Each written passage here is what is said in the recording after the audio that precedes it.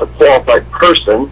It didn't really, the courts didn't see that as filling standing. And so I'd say 99% of the lawsuits were dismissed because of lack of standing. And to qualify for meet all the obligations of the 3 points of standing, what you needed to do actually was be a candidate in the race.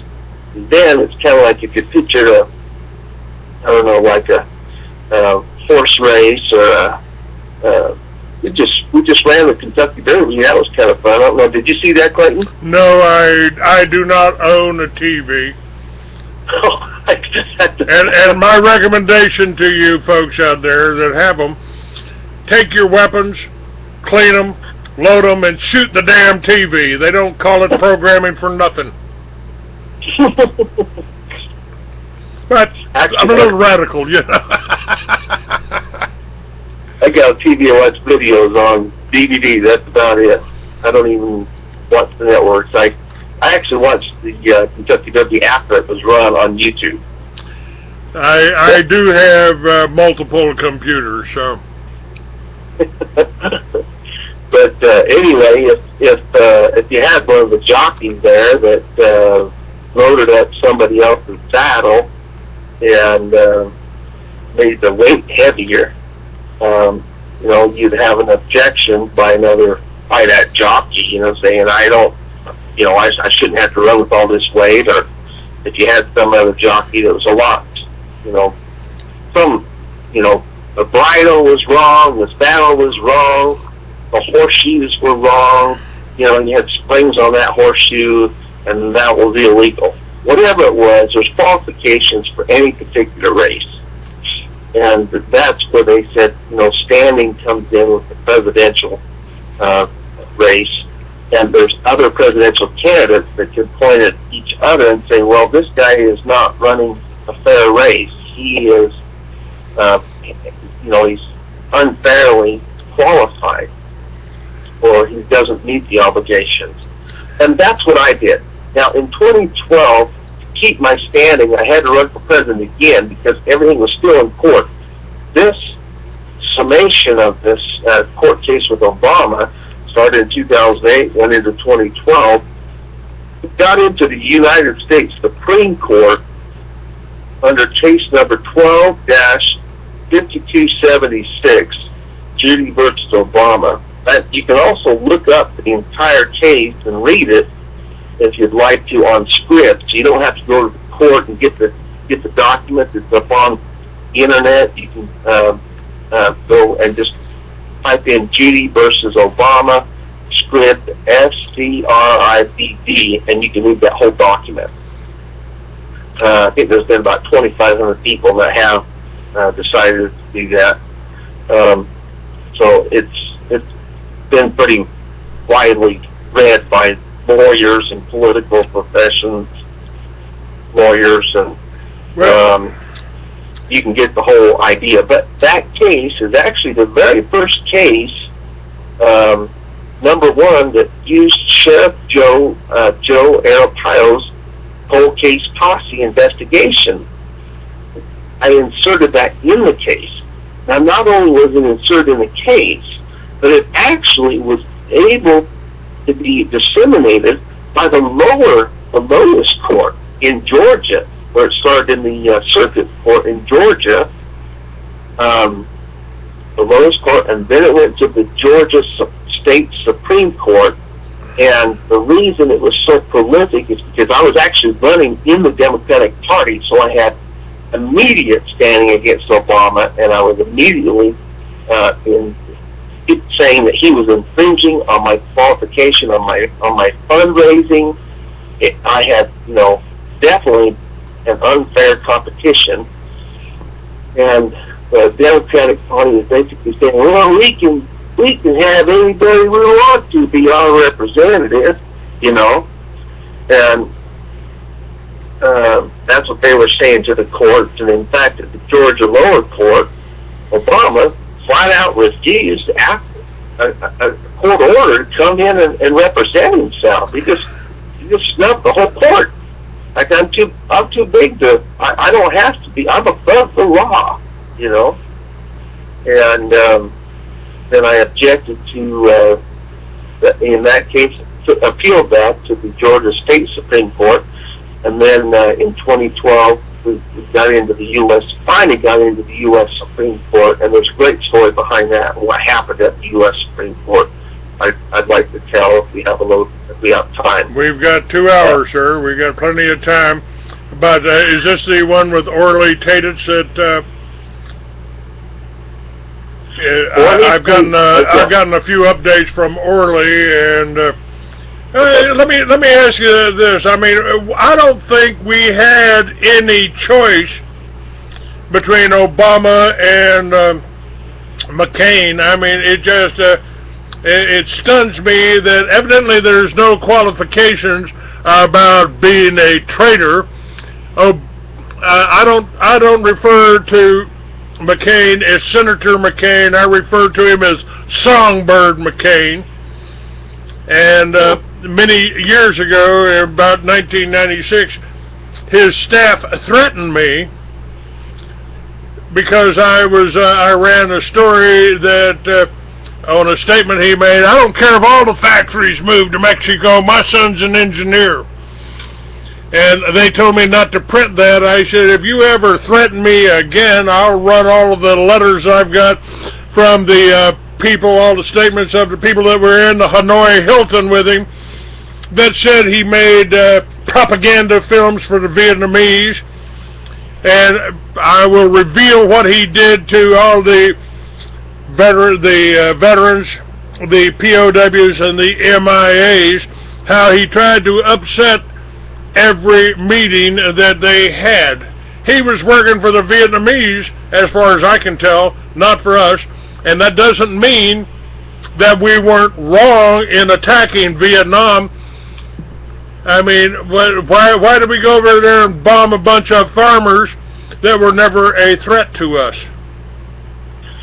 Well, that goes into, a lot of Republicans, I mean, think about where people have come in the last 5 years. The whole Republican Party has almost completely turned on McCain, and there he was, their leader, their nominee, the best man that they felt like they could have, completely disavowing the Constitution. I mean, they talk about the Democrat Party standing up and disavowing the Constitution or prayer 3 times at their Democratic National Convention. Well, look at the amount of money that has gone in to the Republican Party.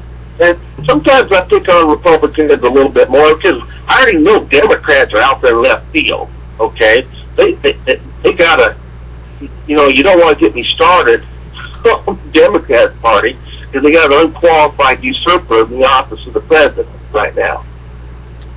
And the Republicans, though, actually have got a chance to hold an eligibility hearing, and I have been in contact directly with nearly every U.S. congressman in the House and just doing everything I can as far as information, appealing to them, everything I can to get them to hold a hearing and be able to at least see the information that's available that we have now. We didn't have all the information that we do now, even when I was filing a lawsuit just on the natural born citizen clause. Now, a lot of people don't understand, well, why would I, Senator McCain, his parents were in the Navy, and, why would I, choose to say that he is not a natural born citizen? Well, he's not. And I use a very simple argument for that that's prolific, and if you just understand it. Anywhere you are born, you're going to have a natural citizenship from the place you were born. If you're born in any country, you pick one around the world, you're going to have a birth citizenship for that country because you were born there. Okay, and McCain received the first naturalization, which is, we could call a naturalization any kind of foreigner that becomes an immigrants to the United States legally. They have a naturalization process. Well, McCain's first naturalization happened when he was 11 months old, and Congress passed an act specifically for the Panama Canal zone. But that was 11 months after his birth. He was actually not born in any military hospital. He was born on Panama soil, and he will forever be a Panama son and have that citizenship from Panama. And you can't be a dual citizen and be in the office of the president. That's what disqualifies him. You can't be he has a natural dual citizenship there, and you can't have a dual citizenship in the office of the presidency. Period. Now, some people say, well, blah, blah, blah, but I hold firm to the natural-born citizen being a two-pronged test. Born in the United States to citizen parent. And that's exactly what the precedent case in Minor versus Happersett is set for the United States Supreme Court. There's never been any doubt to those who were born in the U.S. to citizen parents. Never been any doubt that they were the natural-born citizens. And, there's a lot of information that people need to understand that they just don't understand. And I understand people are busy. They can't hardly keep up. They trust their legislatures to enforce the law. And this is exactly, the judicial branch, I took this clear to the United States Supreme Court and actually gave it to them twice. And I guess that'd probably be a good time to bring this up because, well, I tell you, we had some shady business happening there at the U.S. Supreme Court, and I would love to have been a fly on the wall when my case came in. What happened, Clayton, was that I sent my case in after I appealed to the Georgia State Supreme Court after I was denied there, and I sent my case in, got it all ready, sent it in. They sent it back to me and said this and this, needs a little change. I change it, send it back. They sent it back to me. This and this and this is wrong, and I change it, send it back to them, and then pretty soon they were not even saying that anything needed to be changed. They just sent it back to me, and then I just sent it back to them. This happened, I'm not kidding you, Clayton, for 6 months. 6 months. And do you know what was happening during that 6 months? We're getting closer to a presidential election. When they first had it, there was a chance before Obama was made the nominee for the Supreme Court to make a ruling on this. Before the nomination happened, before the national, that's what I was saying, hey, the National Democratic, all these people, the Democrats, Obama's given Democrats a bad reputation. There's a lot of Democrats out there that like civil rights, that love our Constitution, and the rights, inalienable rights, that are involved in there. That's where Americans come together, is under that Constitution. And there's a lot of Americans that love the Constitution on both sides. Barack Obama's specifically given the Democrats a really bad name under the Constitution, and you're seeing a polarization happen there. There's I'd say 3/4 of the Democratic Party that actually love the Constitution. ACLU, you might say, is a liberal organization, but my goodness, they're standing up, and that's where they got their start, was standing up for civil rights. Where are civil rights? They are located in the Constitution, And the conservative part, conservative has been made a good word for the Constitution. We're seeing a total hypocritical view, or stand that's on the hypocritical view on the Republican or the conservative side. And that's where we've got the Tea Party now, springing up, trying to call the Republican main body back into its conservative stand. At least, and at first the Tea Party was against Obama's, they were champions of the Obama eligibility or ineligibility stand, and they supported people that were taking a stand on the eligibility issue against Obama. And then all of a sudden they stopped. They turned on us. because it just wasn't quite mainstream enough for them.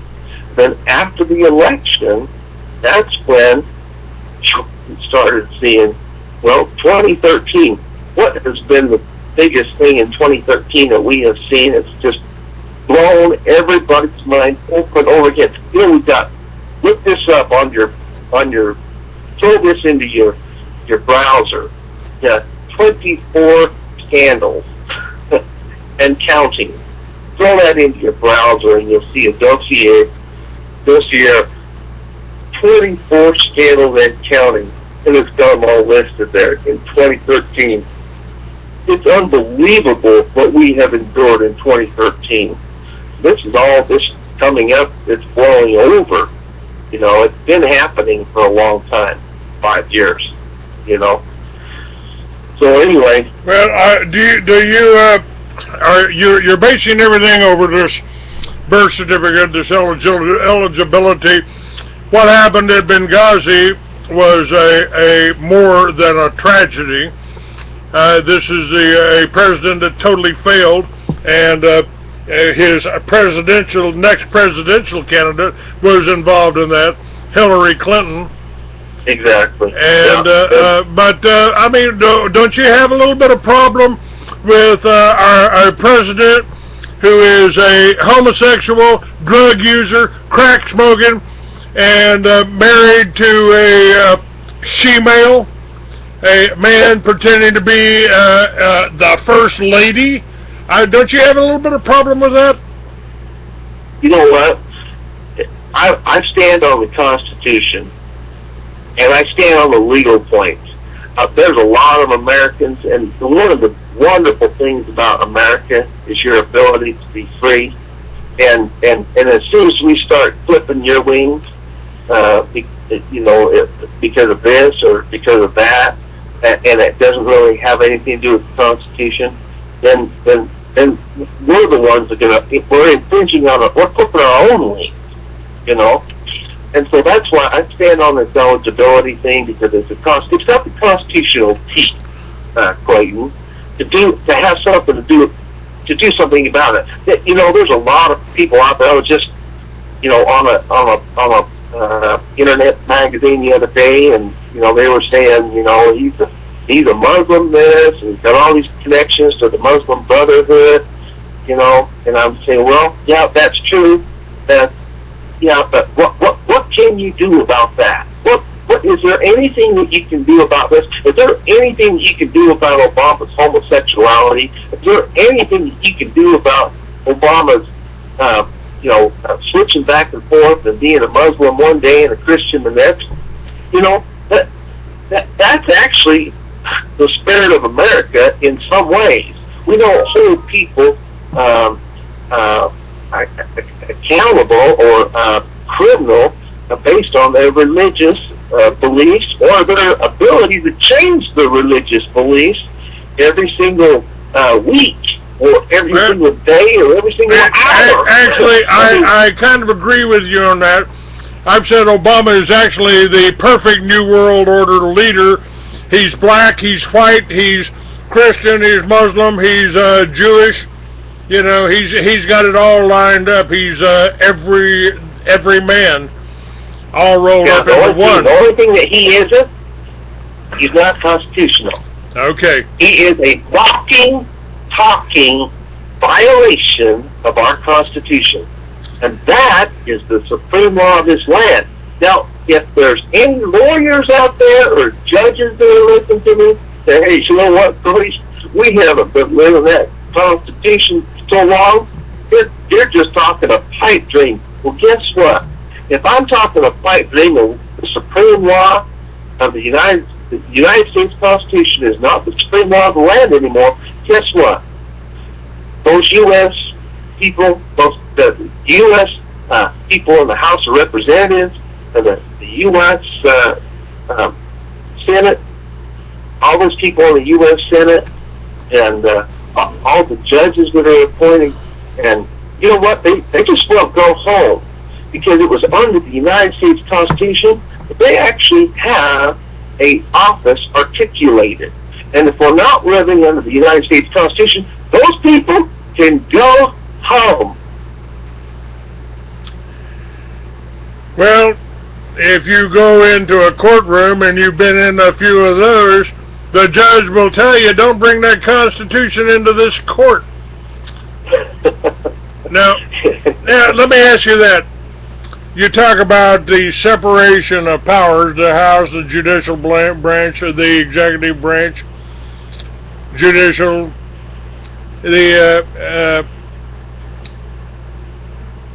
we have lost the separation of powers because of attorneys. Did you hire an attorney to file all these papers? No. That's I couldn't find an attorney that would work. I mean, can you believe that? Yeah, I can believe that. I begged attorneys, and I'll tell you, only takes at the very first. This is before we hopped into the lower circuit or district court. What happened there in the eligibility case on Obama before the 2012 election? What happened there was you had to go to actually it was just like an arbitration court before you went into it, the state lower court. And I can't ever remember what the lower court in Georgia is called. I don't know. It's a circuit. I think it might be a circuit court. But before you get to there, you got to go to this arbitration. That's where Judge Malahi, that was his name. Boy, he was a mystery and a shroud all by himself. But Orly Tates was actually representing me and I think 4 or 5 other people in the lower arbitration court below the state court. So we're in the state of Georgia, but we're not in the state court yet. Okay. And with his ruling, we go into a state court because we tried to handle the grievance out of the grievance out of, or you're still objecting, then you can get in the state court and you've exhausted all of your other remedies. So Orly Tates was representing me before we got into the state court. And then what happened, she kind of had a bad rap in Georgia and had a suspension or a fine there, and they didn't give her the ability for pro hac vices to be an out-of-state attorney and come in and work with someone that actually was a state attorney because she wasn't licensed in Georgia. And they denied her that. And so I and a fellow from Georgia went ahead and continued our case, so we hopped in, paid our filing fees, and filed our papers, and I did all the paperwork.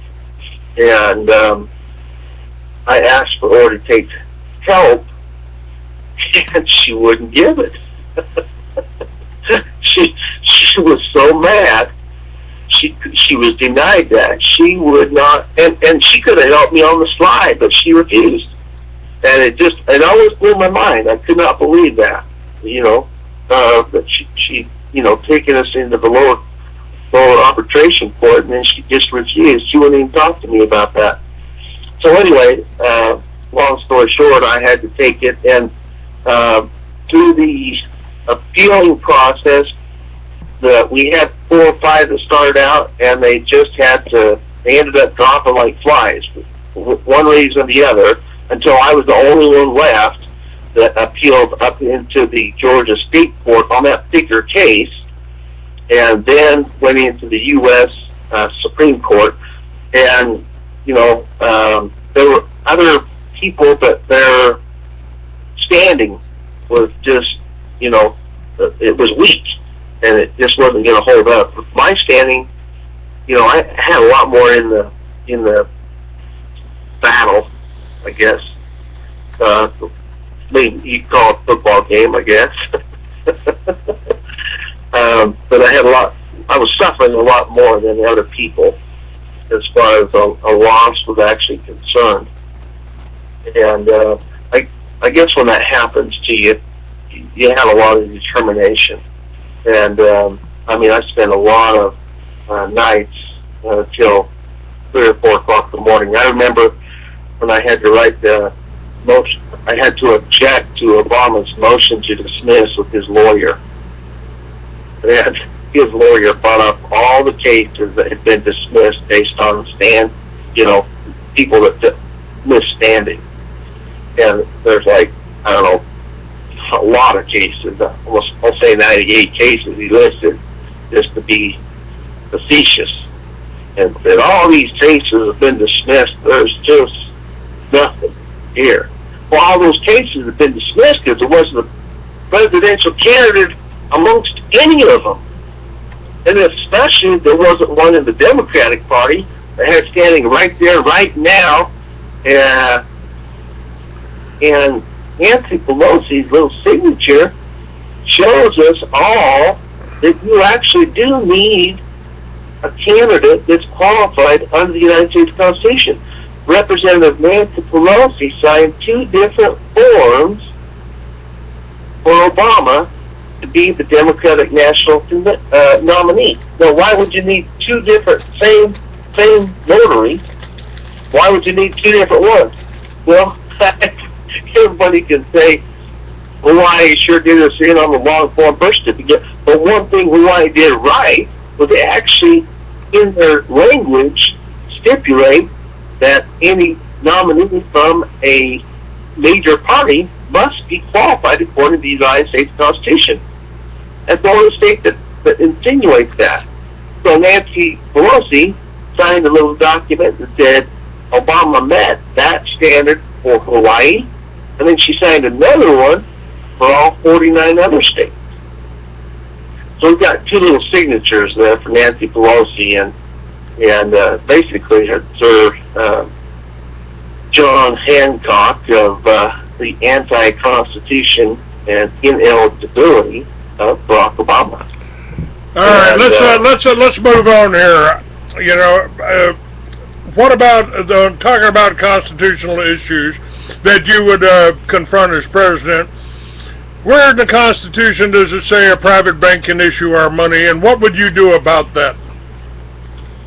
Well, the Federal Reserve is it's not federally owned, that's for sure. And I think Congress was given the right to coin money. That's right. In the Constitution.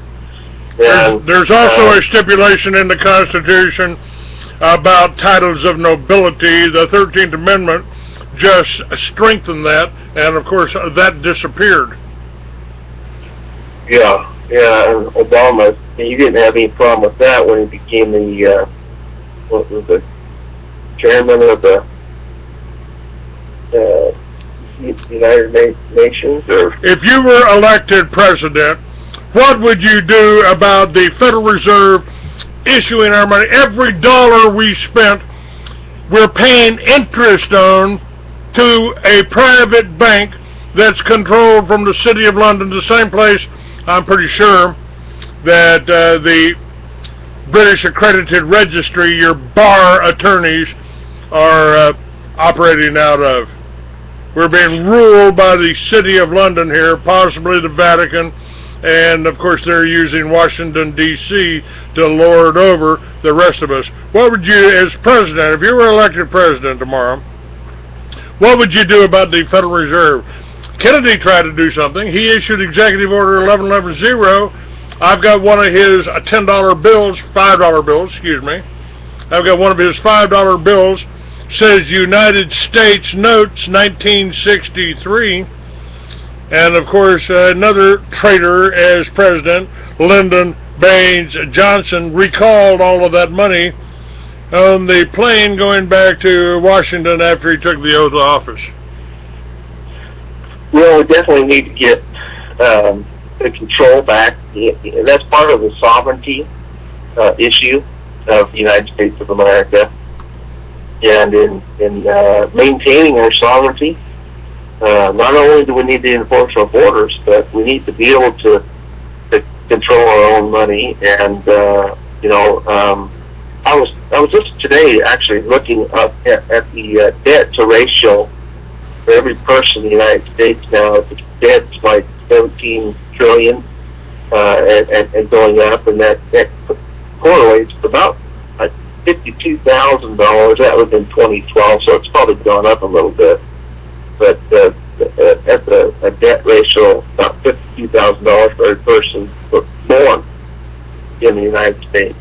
And one of the things I want to focus on is bringing ourselves out of debt, and that burden that rests upon every American. Speaking of this, do you know what countries were not in debt? People talk about debt like, you talk to a stockbroker about debt, and you go, well, debt's a good thing, because it does this and this and this and this. They got a list there. Well, I guess the people that aren't really getting that message, there's about 2 countries, but they both have to do with Arabia. What 2 countries? There's Emeritus and Saudi Arabia. Saudi Arabia, what? What's the other one? It's an Emeritus over there in Arabia. As far as the country is concerned, I'd have to go back, I was looking at those. There were a few countries that didn't have central banks. Yeah. Iraq was one, Iran is one, Syria is one, Libya, we attacked that. So, so they're going after any country that doesn't have a central bank that's controlled by the International Monetary Fund or the World Bank or whatever you want to call it. Right. Now, you also say, out of all the countries in the world, I think that's where they're trying to enforce and put into this new world order, and they're doing it economically first. But it's just not going to fly, And there's ways to get around that, Clayton, that I'm not going to mention right now, because I don't want to blow the whole thing, And there's a lot of time between now and 2016. A lot of things that could happen. But one of the things, as far as our own house is considered, we need to get a hold of our own money. We need to maintain our sovereignty. There's a lot of things that we need to do within our own house to get our own house in order, and then what we're doing with money, as far as the Fed's concerned. And, I know there's 5 departments within the executive branch of government that I would either cut way back or dang near eliminate.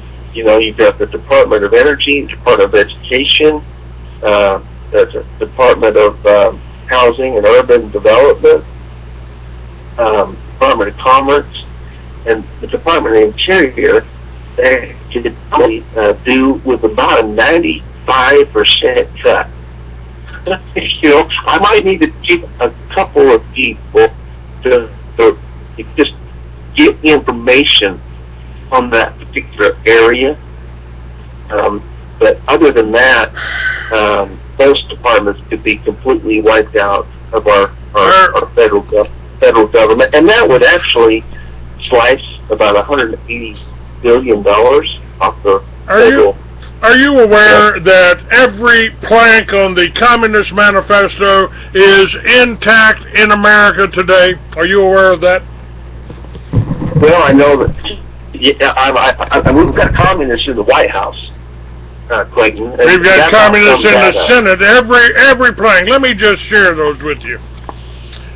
Number 1, abolition of private property, heavy progressive income tax, abolition of all rights of inheritance, confiscation of property of all immigrants and rebels, central bank, government control of communication and transportation, government ownership of factories and agriculture, government control of labor, corporate farms, regional planning. Can you say Archer, Daniels, Midland, Monsanto? Can you say Agenda 21? And government control of education. That's pretty well demonstrated by our public fool system, I call it. Now, right, and a lot of in the world perspective, they have studies that say that corporations do better when there's a state interest in the company. And, you know, I really don't think that the corporations in America, when it comes down to it, if they have a choice, want to forfeit their companies to the state interest. But that is exactly what they're going to have to do if we stay on the road that we're staying on. And I'm hoping that we can somehow reach out and find some sense in the corporations. I'd like to, you know, I would like to eliminate the taxes on capital gains and get rid of the estate tax and cut the corporate tax just to help create incentives to hire people from 35% down to maybe 15%, and eliminate taxes on profits overseas that come actually back to the USA. The USA needs to be a job-making machine, and all we're doing now is acting as the world policeman. Well, let's talk about that. One of your planks here. One of your planks. Let's talk about that. You know, we haven't had a declared war here since World War II. Korea wasn't. Vietnam wasn't. Iraq wasn't. Libya wasn't. And I'll get into another issue, but because of one of your platforms here, you got 3 that you want to work on. Strong Defense Initiative. Every one of these wars has been started, including World War II, has been started by, a false flag attack. There was no Gulf of Tonkin incident in Vietnam. And, I'm all for a strong defense, but I've listened to General Smedley Butler, who said that this whole thing, I made South America safe for, United Fruit Company. So what about this? We are right now. I'm all for. I'm a veteran, and I believe in taking care of our veterans. I don't believe that any of us soldiers that went to Vietnam should be spit on or treated. Although I did oppose the war and did my part to stop the war, selling peace symbols and publishing underground magazines to stop the war. But better not diss a vet in front of me or I'll hurt you. Now, but what about this? I mean, defense, I'm all for defending the United States. Why aren't we defending our borders? Why aren't our troops on the border defending our borders if we're in Afghanistan defending their borders? And mentioning Afghanistan, I'll get to another point about what's happening here in this country and around the world.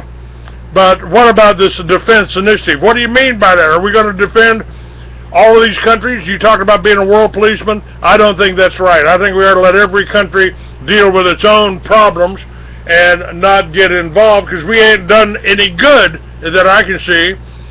Libya was better off on Gaddafi than it was when we got over there. And Afghanistan, while those nasty old Taliban, they were destroying the opium poppy crops. Today, Afghanistan produces 95% of the world's heroin. And we're guarding, and our troops are guarding those fields. What part of how does your defense initiative play into that? Well, first of all, the initiative is called the Strong Defense Initiative, okay? Okay. But it works in a little different way. It works more towards what you're talking about than the opposite, okay? And let me explain that real quick, okay? The Strong Defense Initiative. I mean, yeah, we have a strong defense, but what is understood under the Strong Defense Initiative is for other countries to understand the obligation that they would have to the United States of America if one of our soldiers sets foot on their soil. And that obligation is to pay us back and for it to cost them. Now, what's going to happen when all of a sudden it's going to cost them? Well, all of a sudden it's not as important to have America. Everything is really nice to have America defending you when it's free, But when countries understand, well, wait a minute, there's some obligation that comes with America coming in and, supplying this or that, and that obligation actually it's to pay the taxpayers back their money. The Libya war, the Iraq war, the Afghan war, I propose a 35% tax on any produce from that country, from their oils to the refineries, a 35% tax until their debt. And what this does, Clayton, is it gets them in the game. It doesn't give them a free ride. They say, our revolution was fought with blood, sweat, and tears, and it was a terrible, terrible fight. And America has been a real champion for rebels wanting their freedom. But the problem is that they didn't have anything in the game. It was just, we get America, we get free weapons. The Libya rebels, it went real well for them when we're using $1 billion worth of our bombs, with absolutely, like you said, no congressional approval. So the whole point of this is actually to cut back our defense or world policeman tactic. That ain't going to cut it. And if somebody knows they're going to come back and their oil's going to be tapped and the refinery's going to be tapped or whatever whatever is produced in that country, whatever it is, if they know it's going to cost them blood, sweat, and money, they're going to be a lot less likely to say, oh yeah, we want your help, come on over, And so the point is when you put that strong defense initiative up there, not only are you going to get every taxpayer paid back the money that we're actually putting over to defend whatever in a country, with allies that we need to stick with, but like you said, all this Afghanistan, Iraq, Libya stuff is tons of. That's our taxpayer money going over there for absolutely nothing and for not getting and it's a huge increase on our debt, and we're paying interest on that. It don't even make sense. So this strong defense initiative is basically something that makes sense. It's kind of like the Patriot Act don't make sense because it violates, it's called the Patriot Act, patriotic, but it violates everything in the Constitution because they don't have to have a search warrant. Go in and search your hand, your place. So the government's really famous for naming things just the opposite of what they do. Really going on in the news that mainstream media won't tell you. Are you frustrated with your elected politicians? Get the news behind the news at truthradio.com. At Truth Radio, you can listen live or listen to a large selection of archived programs on demand. Listen when you want to. truthradio.com. The truth is out there. All you have to do is open your mind and listen. All right. We're talking with presidential candidate Cody Robert Judy, 2016. He'd like to be president. Now, a couple other things that I want to ask about. I got a book out. It's called Mystery Babylon, The New World Order Unveiled.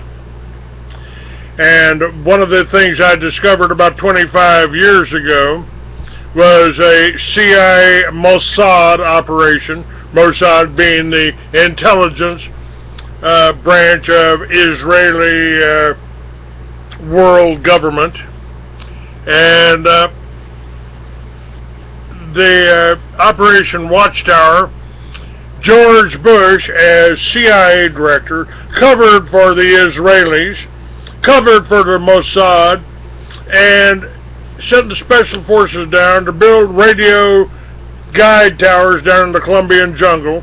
I know people that were there in the jungle, and that those towers were used to guide planes into Albrook Air Force Base in Panama, where they were met by the CIA and the Mossad, and the man who is responsible for the World Trade Center bombing is now the head of the Mossad, Michael Harari. And Michael Harari met the planes. He was Noriega's handler. Del Cid and Noriega's brother met the planes. Hunt from the CIA and Harari from the Mossad were there.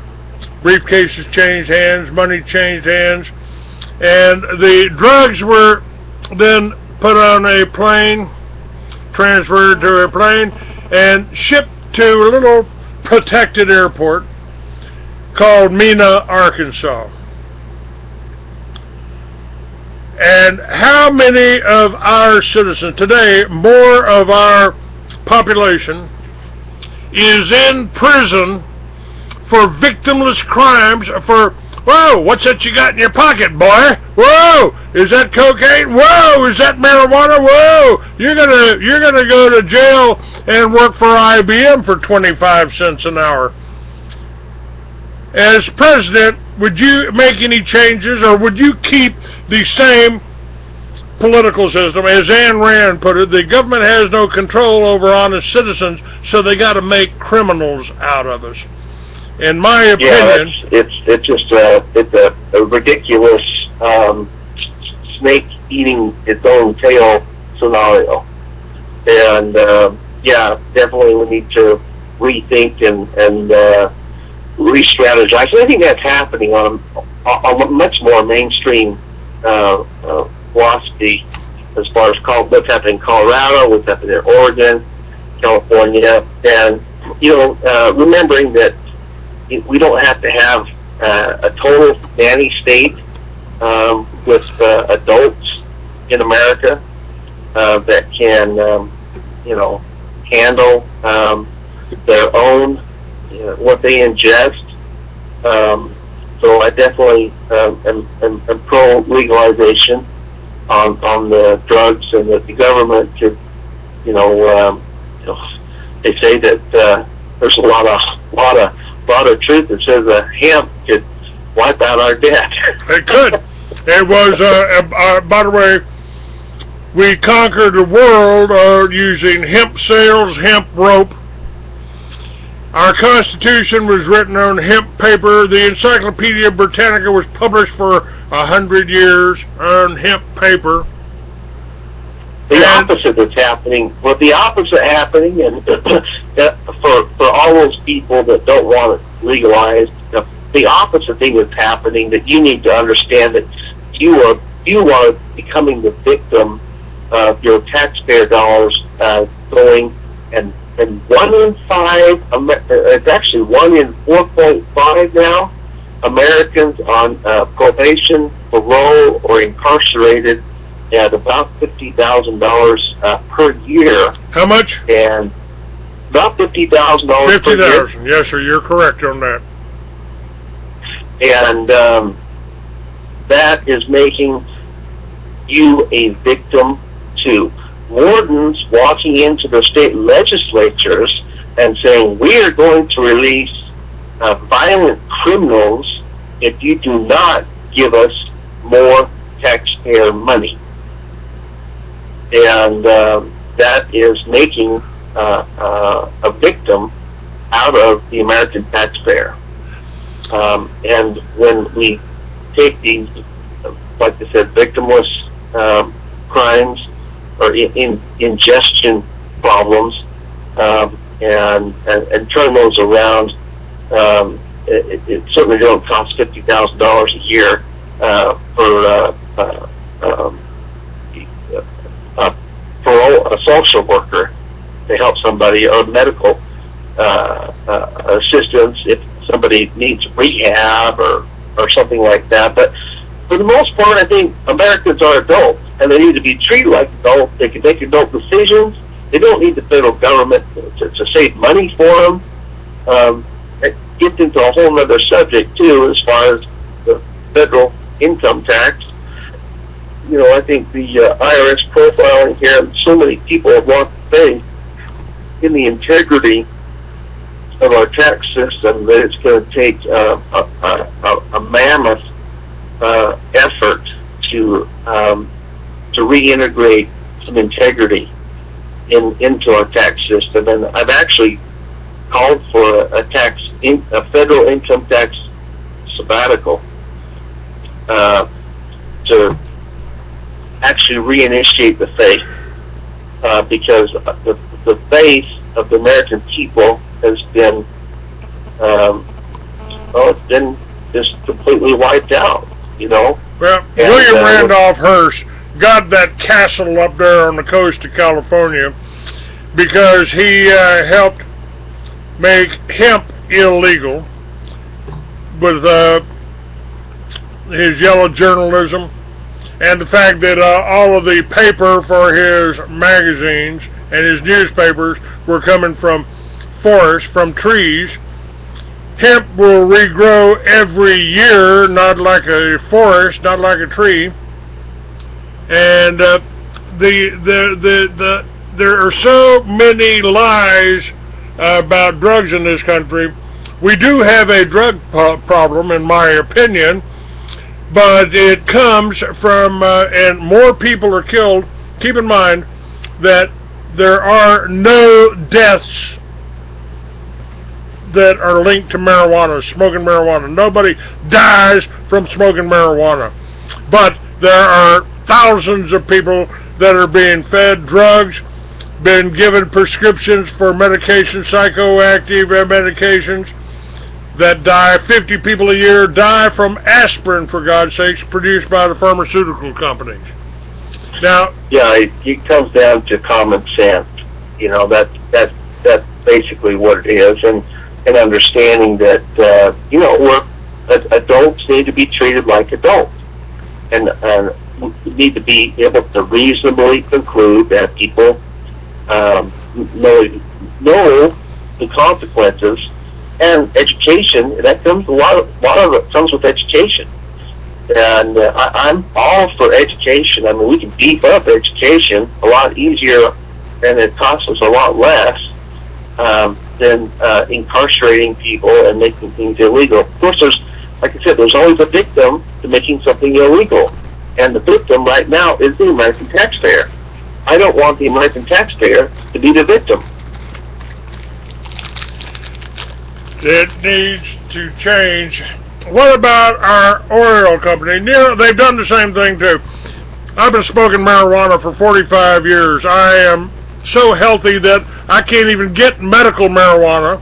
I can't get a prescription for medical marijuana because I don't need to go to a doctor. I don't need to see a doctor. I don't have anything wrong with me to qualify me for getting a medical marijuana prescription in 20 states where it's legal now, if you bribe a doctor. And the reason I'm so healthy is I've been smoking it for 45 years. Now, the lies about this, I mean, it's there are 5 great things that are included in this issue of my magazine. 5 things about the legalization of marijuana in Colorado. Crime rates have fallen significantly. Tax revenue has increased by $47 million in tax revenue, and there are less arrests for possession, so the cops can actually direct their attention elsewhere. In the last decade, Colorado police arrested black people for marijuana possession at more times more than 3 times the rate they arrested white people, even though white folks use marijuana at higher rates. I mean, talk about racist. Nationally, the U.S. averages over 750,000 marijuana arrests each year, which works out to be around 1 arrest every 37 seconds. Almost half the arrests for drug use, possession, and distribution in this country. Close to 90% of those arrests are just for possession of personal use. And number 2 on this is the health benefits that we just talked about. And, the question that must be asked is, will alcohol use increase in line with marijuana use? Or will marijuana become a substitute for alcohol? Or are they two something completely unrelated? But the first point here that they make is that the public understanding of the benefits of marijuana and hemp increased. 1 acre of hemp can produce 4 times the amount of paper than 1 acre of trees. The only real question is, what can't hemp do? And hemp's biomass can be converted into energy to replace nuclear power and all our existing fossil fuels. It could replace non-biodegradable plastics, with hemp-based products having 10 times the strength as regular plastic. Hemp paper can be recycled up to 8 times, whereas wood pulp paper can only be recycled 3 times. Hemp-based concrete can last for centuries. Hemp seeds and oils can be used in extremely nutrient-dense food for humans and animals. Chemicals in cannabis can be used to treat over 250 illnesses that we know of at this point, including cancer. And there's an estimated 50,000 products that can be made from hemp, ranging from building composites, cellophane, dynamite, shampoo, textiles, twine, and yarn. I think the real question that we should be asking, Cody, is why are we doing this in every state? Why are we doing what Colorado's done in every state? Well, I think it's just a little bit a matter of time before it does happen. Especially when you start seeing the positives, and a lot of people are watching. This is going through. It's kind of a bad time, but it's also a very exciting time, because we are on the verge of a new horizon, and I am so excited about more people understanding the benefits of our United States Constitution and understanding how this opportunity that the United States Constitution provides in all of these fields. And if we use it with common sense, that we will benefit economically and socially, and get the burden of debt off of our shoulders, and we'll be able to live, and everything gets put back into a forward cycle, and we're going through a really, really negative cycle right now, because it stems from the drifting away from the United States Constitution. I mean, when the prisons are full, I mean, that's a sign. When the prisons are full, society basically making everything that comes naturally to human beings illegal. And we need to get back and put our laws back into the laws in harmony with the laws of nature. And when you do that, your whole society is going to move and progress much, much faster. We're on the verge of that because, I mean, believe it or not, the Internet's bringing more people together. More common sense is going to prevail. And when it comes to these elected officials, it basically comes back to the people. But more and more the people are getting up to date with the speed of the internet much faster. And, we have, I think, a lot to look forward to in innovation in America.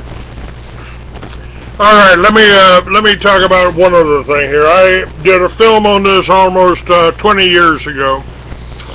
I've got something up on my Facebook that you should check out, up on my website, freeamerican.com, about chemtrails.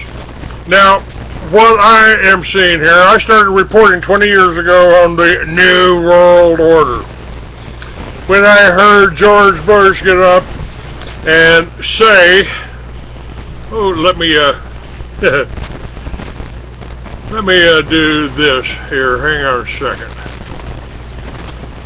Let me do this because this is really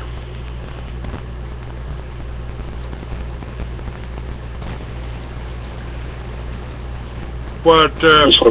Yeah, hang on just a second here. Is this where he says that the New World Order will not impede American sovereignty? Yes. That's it. I think I got it here somewhere. Yeah. Nope, that ain't it. Hold on a minute.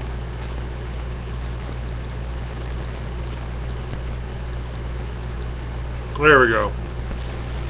Now we can see a new world coming into view. A world in which there is a very real prospect of a new world order. The new world order does not mean surrendering our national sovereignty or forfeiting our interests. Now, if you'll buy that, I got a bridge in Arizona I'll be glad to sell you. If that's not the case, I always ask people, if that is not the case, then what is wrong with the rest of the world adopting the United States Constitution? Well, they've tried that. They've tried there. I've had J.B. Campbell on my show, and as far as I know, Iraq didn't want to become the 51st state, and Afghanistan didn't want to become the 52nd, and Libya didn't want to become the 53rd. No, but Rhodesia adopted our Constitution and built their country around our Constitution, and the UN invaded them and turned it into Zimbabwe after they killed all the white farmers. Now, I've also told people that anytime a communist regime takes over a country, they go after three classes of people in order. They go after the farmers first, the farmers and the ranchers, like the Bundys. They don't want to see they don't want you feeding yourself. Two, they go after the intelligentsia. Next, that's anybody that is smart enough to know what they're doing, what they're trying to pull. And third, they go after the soldiers and police officers that might still be loyal to the old regime. Now, what happened to the Bundys? Again, that's going after the food supply, rounding their cattle up and killing them. And there is more information coming out. They are attacking. Let me bring this up here. This is another story just came across my desk.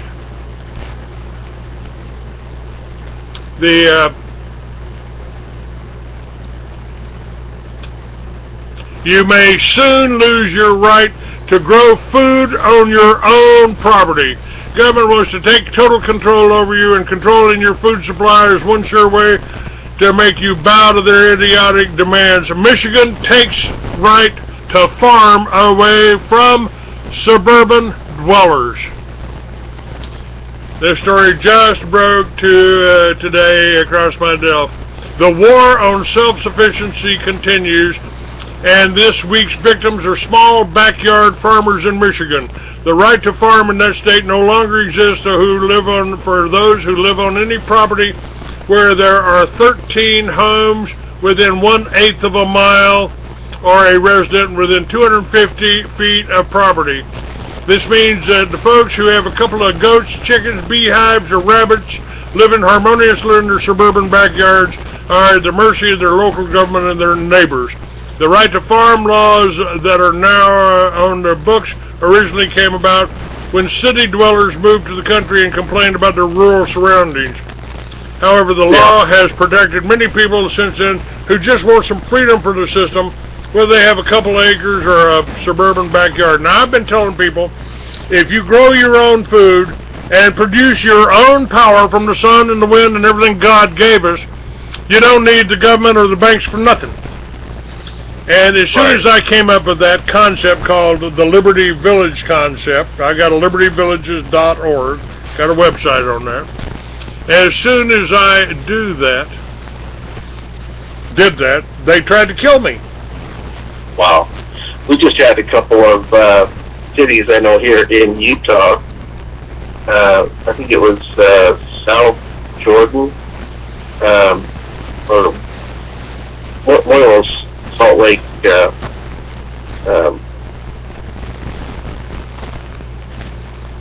areas. I think it was the west side, West Valley they call it.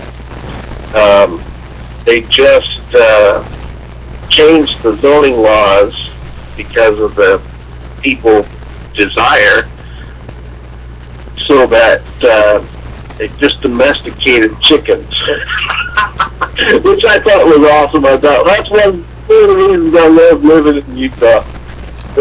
You know, sometimes common sense, so you can have up to 3 chickens in your backyard as a domestic animal, and reap the benefits of those egg laying, and being a little bit more self-sufficient. I definitely encourage that, and I love it. I love to garden.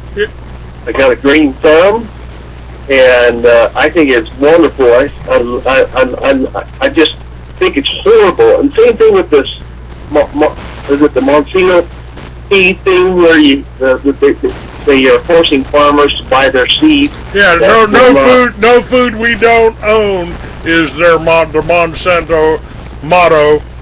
And those genetically modified foods, now they're creating them to resist the aluminum that they're spraying. This is what I wanted to ask you about. I did a film 15 years ago about the chemtrails.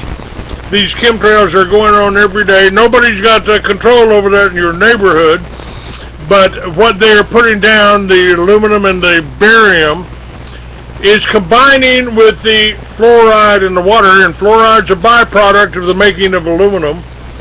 So what those planes are spraying and those trails that you see that spread and cover the earth, supposedly, I guess, to keep us from global warming or to block out some of the harmful rays, whatever excuse they got for it, they're killing our forests, they're killing our trees, they're poisoning our food, and they're poisoning our water. What would you do about that? What would you do about that as president? Well, I definitely, I wouldn't, that's why this is so important, and I'm telling people that that's important citizen qualifications, exactly what we need to stand up for. You know, Obama, and we'll get a person that's qualified in there that's going to stand up for the Constitution, because somebody that's actually going to take a stand for the Constitution is going to fight for your opportunity, is going to fight for your right to be self-sufficient and preserve that opportunity, and that means not enforcing, laws that don't really common sense. You know. All right, let's talk about that now. There, you've got a potential voting base out there, Robert, that a potential support base out there of probably about 50 million Americans. I'm not sure of the exact number right now, but there's only one problem with this group. They're not allowed to vote. They're not allowed to own weapons. They're not allowed to own guns. They're ex-cons. They are people that have been put in jail for whatever reason, and their right to own an arms taken away from them, their right to vote taken away from them.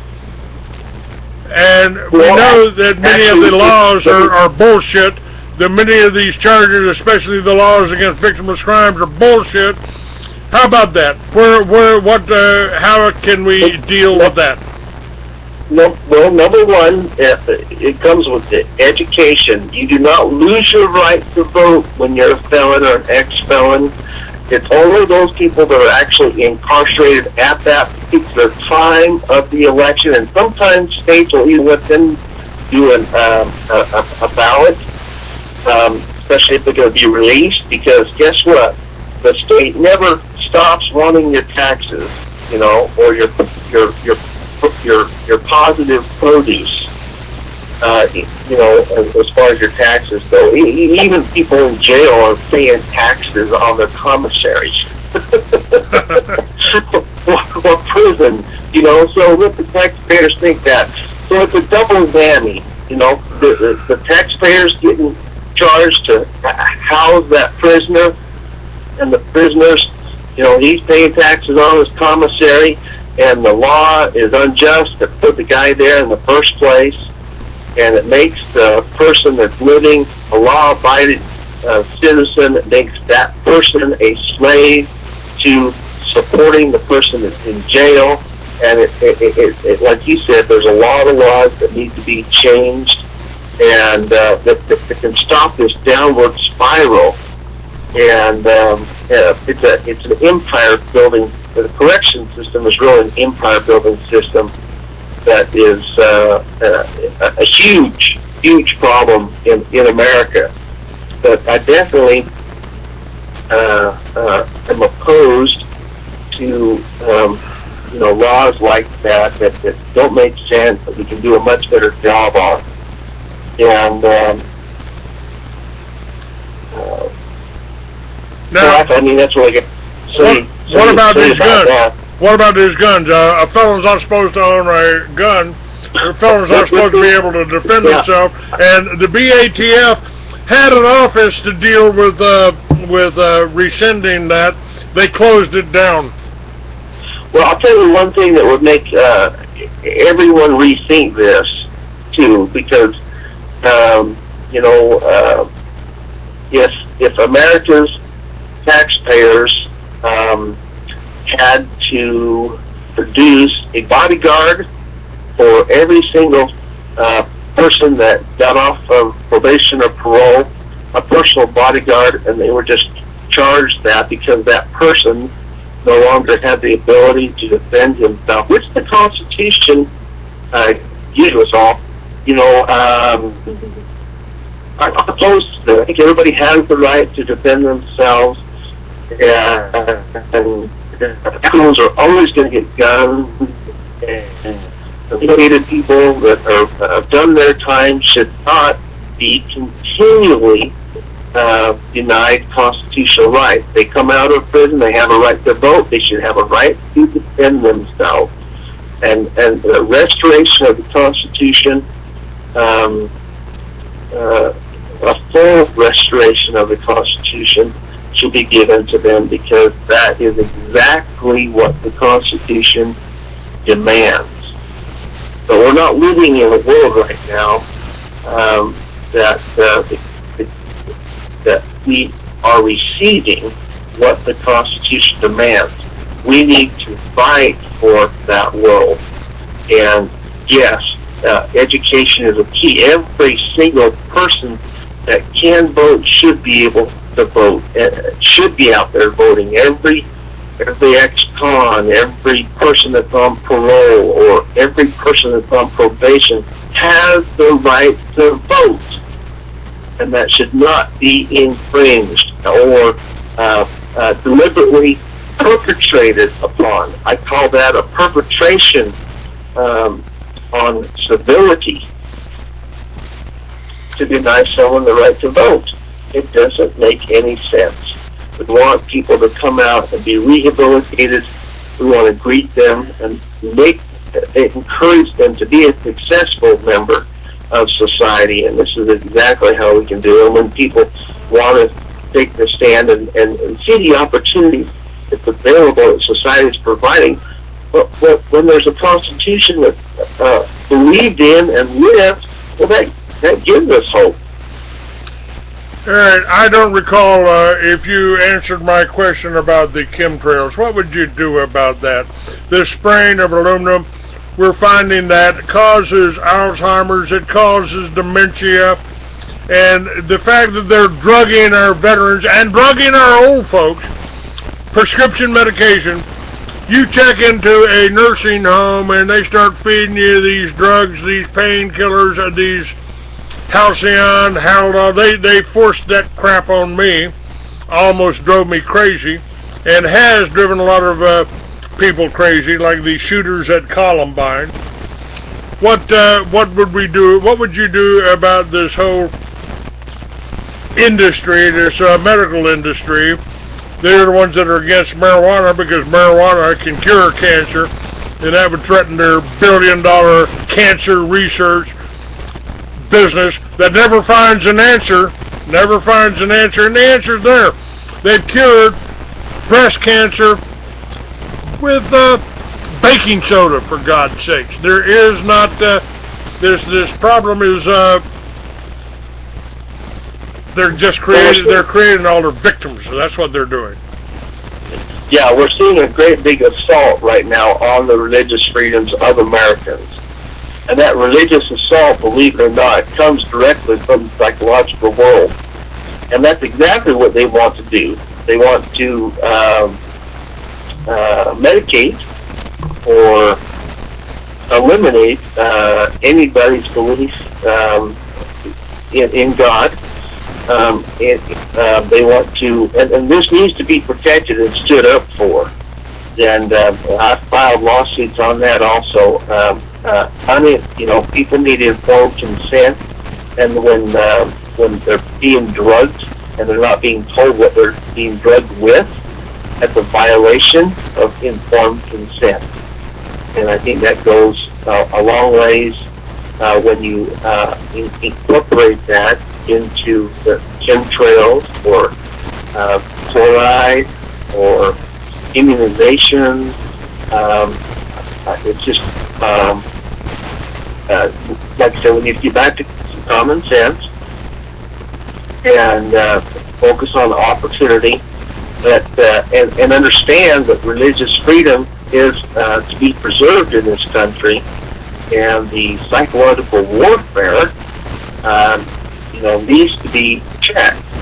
And for those people that are deficient in a chemical that is absolutely needed, that is wonderful. I hope we have it for them, whether it's marijuana or Prozac or whatever it is. But it needs to be kept in a nice balance, and that's the secret, is balance. If you keep your balance, then you're not going to do anybody harm. You're not going to be institutionalizing somebody that doesn't need to be institutionalized, not be criminalizing something that doesn't need to be criminalized. And you're going to see a lot more harmony come out of this. And also, the idea is help available. And if it's chosen for, made the opportunity, then you see a lot less resentment when you incorporate that to law enforcement agencies and the good guys. These good guys, we need to celebrate them. You were talking about the Bundy Ranch real quick, and I want to just touch base on that real quick with you. I actually, Clive and Bundy's family have been my customers for years, and have bought meat from me, and been great people.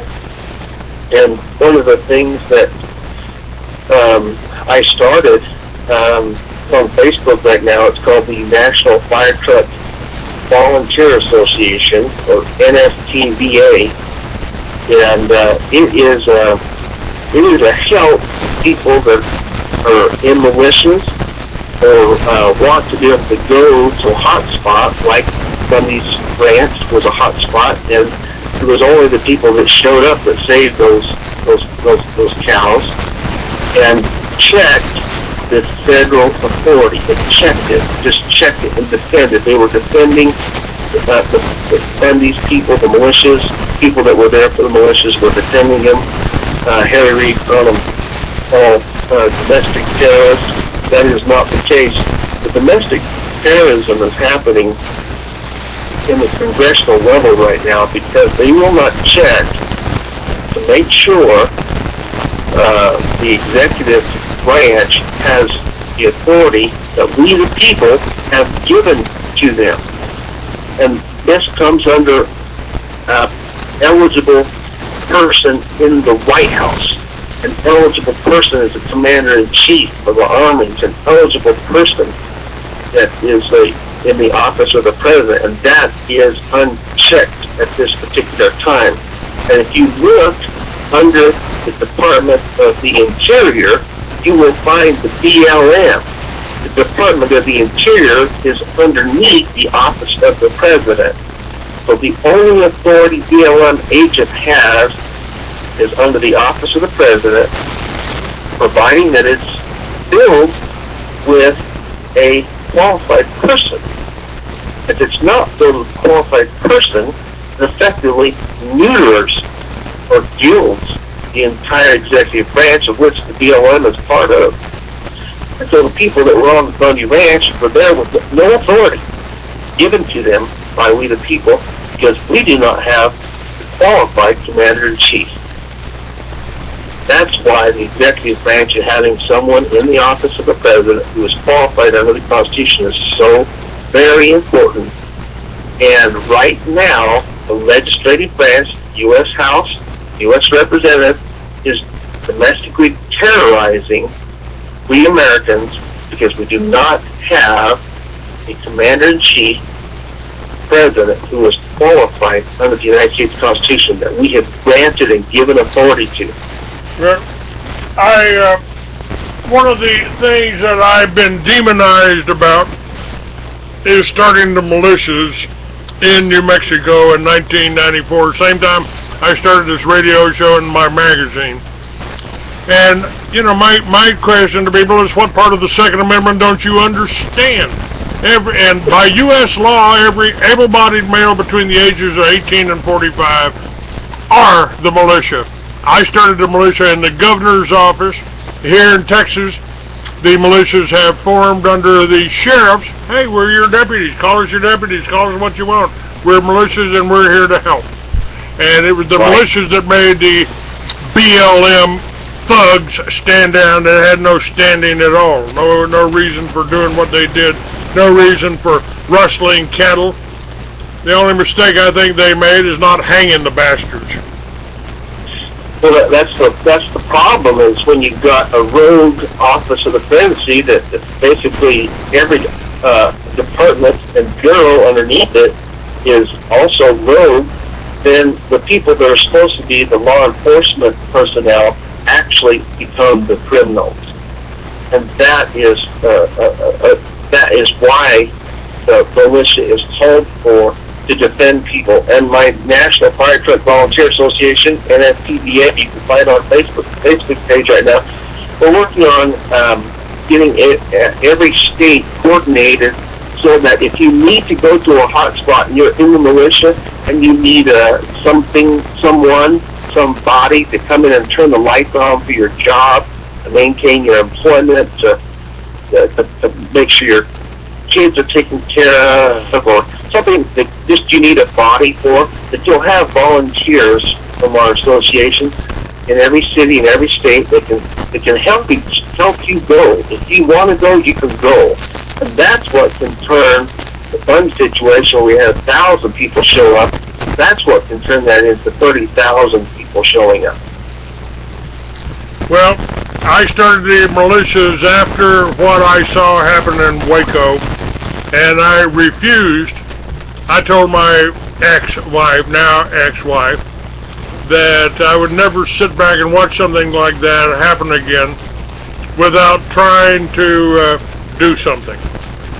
What I did started the Free American Magazine, this radio show, and the militias.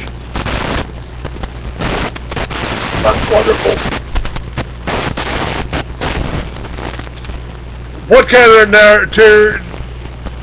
as I told Charles Collins when he was running for president, I said, you know, if nobody knows what you're doing here,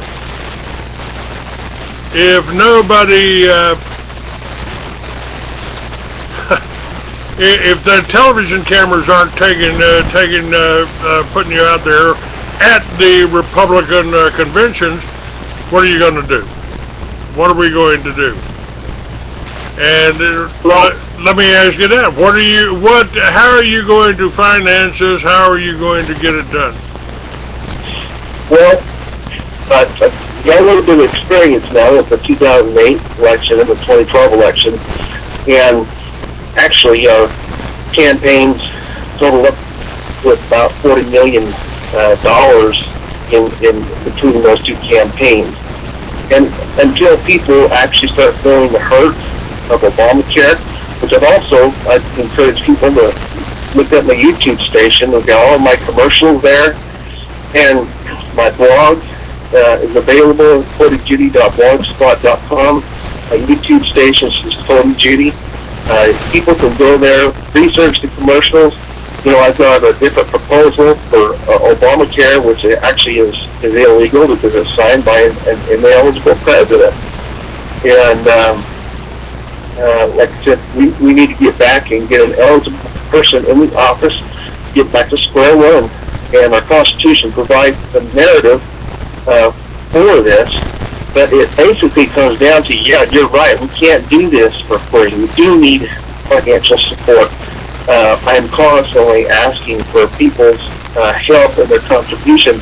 The people will totally support political action committees or PACs that support people that are elected legislators who will not stand up for the Constitution. You're going to see things happen like 24 scandals in 2013. And those scandals are going to cost you money. I'm trying to save you money. I'm trying to be the balance in our United States of America. And I'm trying to speak louder with my words, or speak louder with my actions than I do with my words. You have a lot of politicians that can get up and spout off a lot of things about, you know, cutting taxes and doing this and doing that. But what have they done when it comes to what we have been through? Do they object to Obama's ineligibility at all? Do they object to McCain's eligibility or ineligibility at all? That's a line in the sand. When you lose that, you lose the ability to enforce the law, period. Yeah, you can write laws all you want. It's a waste of piece of paper. You can wipe your butt with them. You know, it's a waste of piece of paper. You can interpret laws all you want in the judicial branch, but you can't enforce the law. And, I mean, this is just common sense. This is how far out of the baseball field that we have become. We're not even in the field anymore.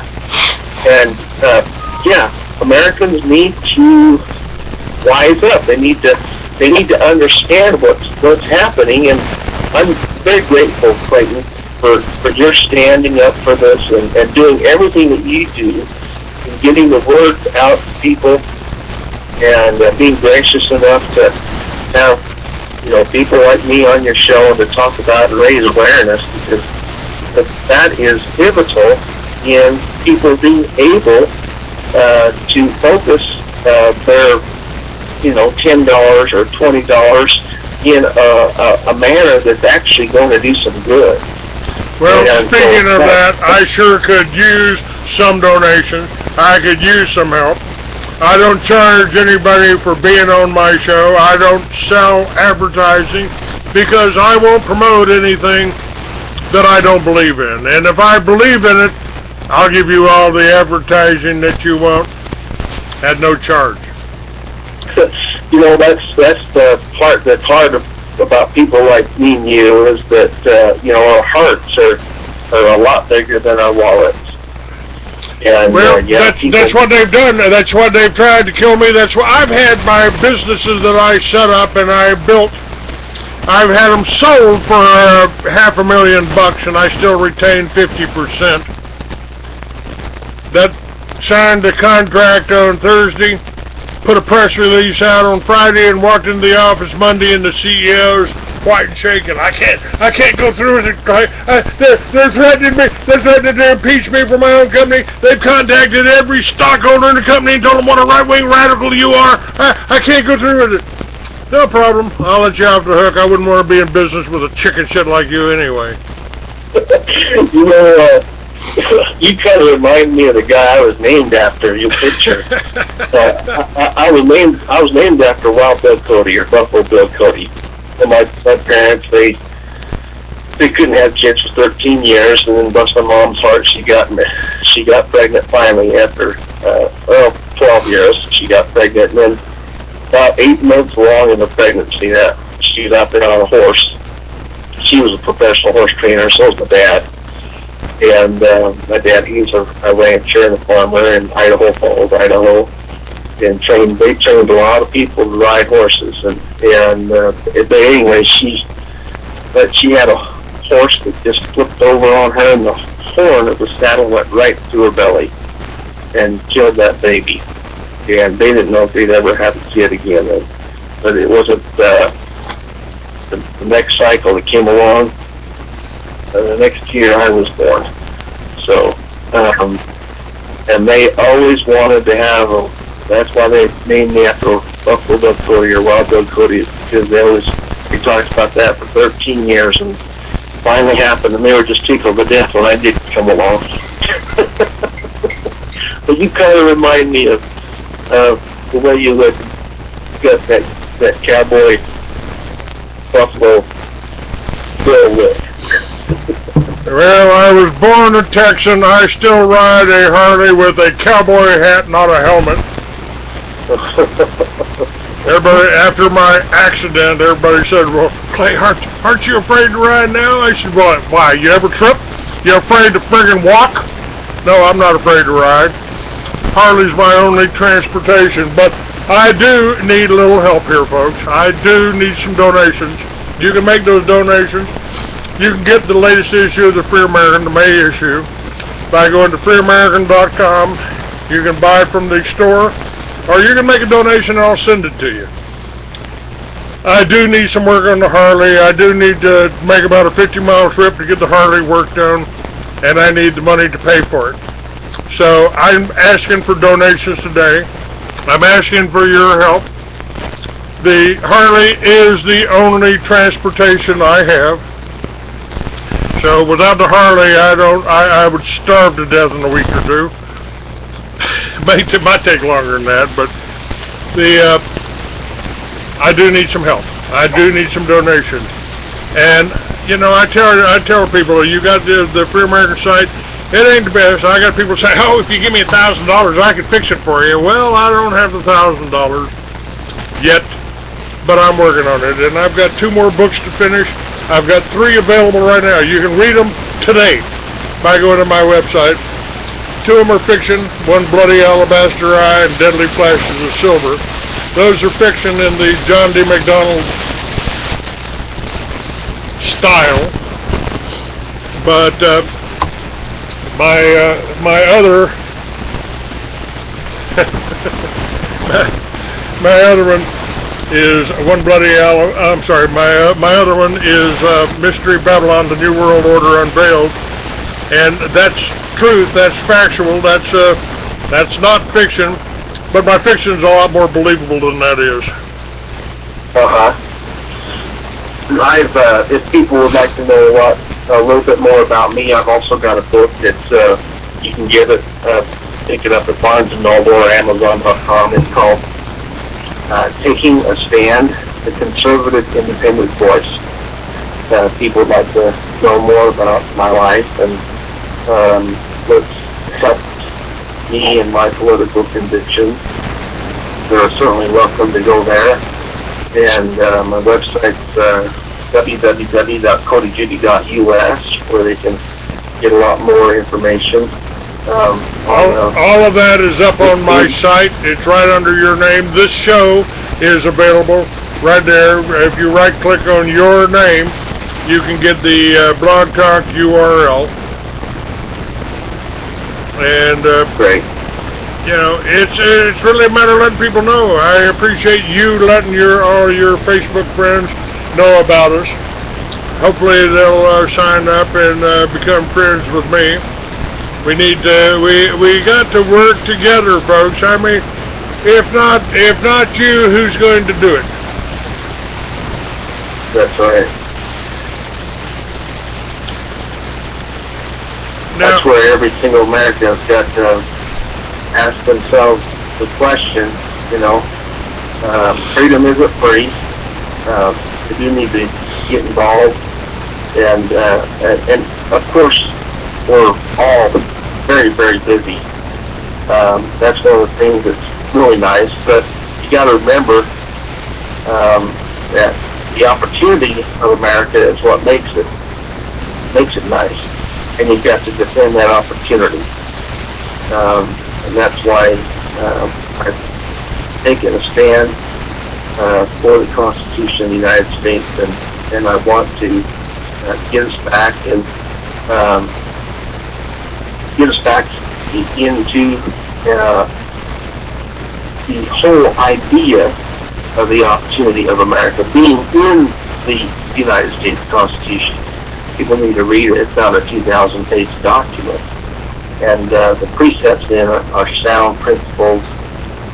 And they will work for us economically. They will work for us politically and judicially.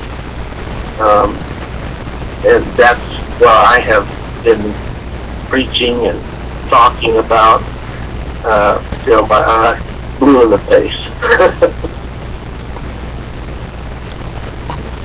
well, we do need to do this. We do need to do this, and it's, you know, the answers are there. I mean, we've really got the answers here, Cody. You know, the U.S. Navy has just discovered something I talked about. This just hit a few weeks ago. I've talked about, and my friend David Koss, who also has wanted to run for president a few times. He says hemp and hydrogen in 2016, and I agree with that. The U.S. Navy has just converted one of its ships to run on the water it floats on.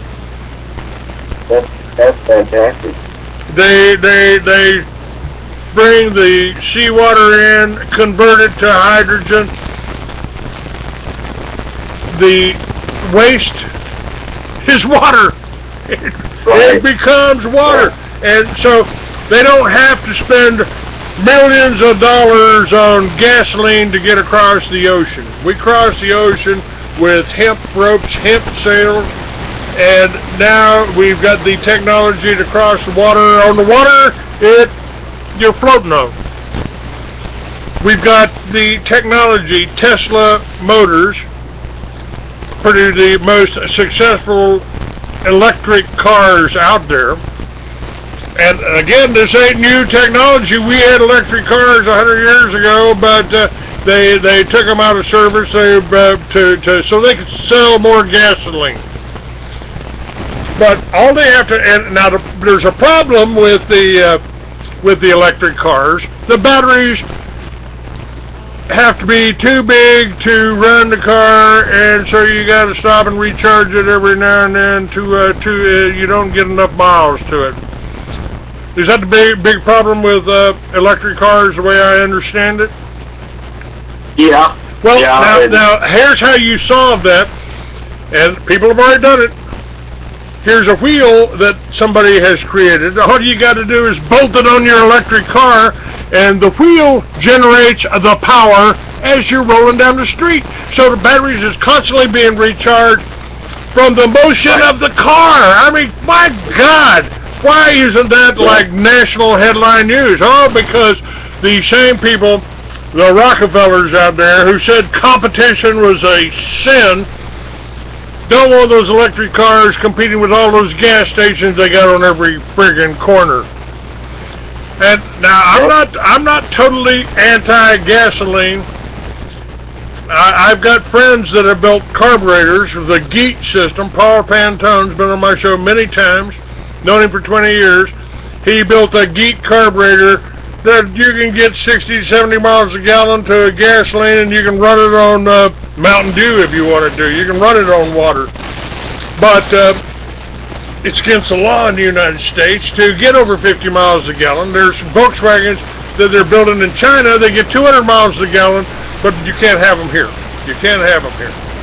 And I'm not totally against gasoline because I like the sound of a Harley, and Paul says his carburetor would work on a Harley, but it wouldn't sound the same. You'll have to get some speakers and just have a recording. Yeah, the electric Harley probably just ain't going to have the same appeal. That two-cylinder motor makes the nicest vibration, and that's why the women like to ride on the back of a Harley. So Well, I know the innovation in America and the potential that we have is just right there, and we just need to be able to unleash it and have it like you said, have it be legal, and quit holding America back, and this all has to do with the economic transformation and of our transformation of America's wealth, and exactly what Obama said he was going to do, he is doing. And here's change you can keep. You can keep the change. I'll take America, and I'll take the Constitution over. Cody, thank you for being with me. I appreciate that. You'll be linked up on the site. And folks, I just got one more tip here. We got about a minute left. Here's the top 10 ways to fuck this system.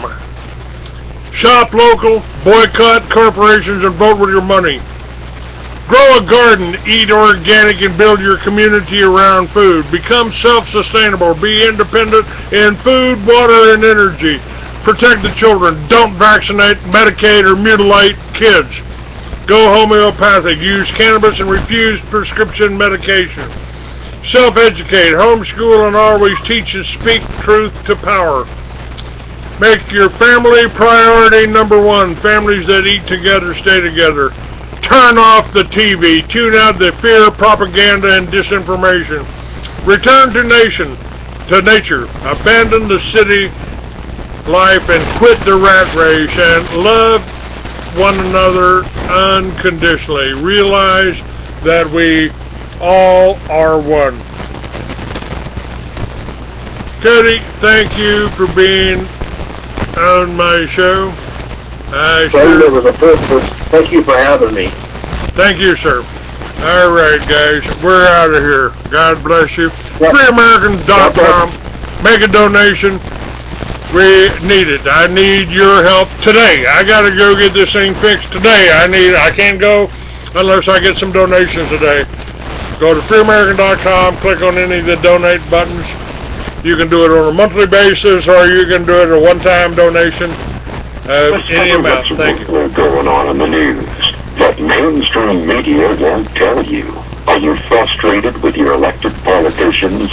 Get the news behind the news at truthradio.com. At Truth Radio, you can listen live or listen to a large selection of archived programs on demand. Listen when you want to. Truthradio.com. The truth is out there. All you have to do is open your mind and listen.